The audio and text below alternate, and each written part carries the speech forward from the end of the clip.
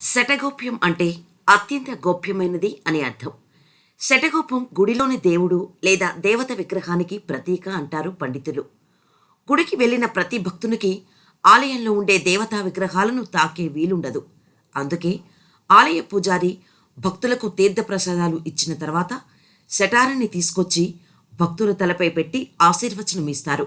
ఆలయ పూజారి శటారిని తీసుకువచ్చి భక్తుల తలపై పెట్టడం వలన వారిలో ఉండే చెడు ఆలోచనలు, ద్రోహ బుద్ధులు నశిస్తాయని చెబుతారు. అంతేకాదు, శటగోపం అత్యంత గోప్యమైనది కనుక అది పెట్టే పూజారికి కూడా వినిపించినంతగా కోరికను తలుచుకోవాలని పండితులు చెబుతారు.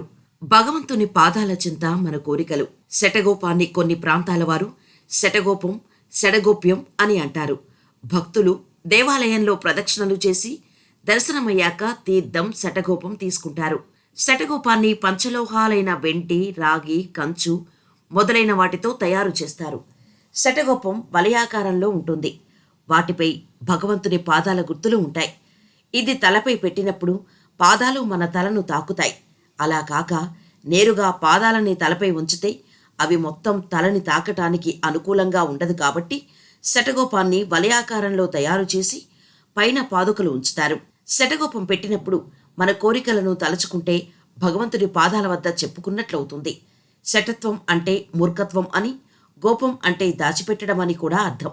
భగవంతుడు మనిషిలో గోప్యంగా ఉన్న మూర్ఖత్వాన్ని, అహంకారాన్ని తొలగించి జ్ఞానిగా చేస్తాడనేది అందరి భావన.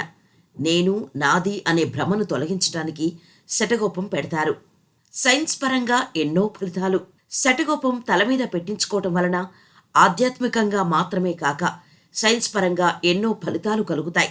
శటగోప్యమును తల మీద ఉంచినప్పుడు శరీరంలో ఉన్న విద్యుత్ దాని సహజత్వం ప్రకారం శరీరానికి లోహం తగిలినప్పుడు విద్యుదావేశం జరిగి మనలోని అధిక విద్యుత్ బయటికి వెళుతుంది.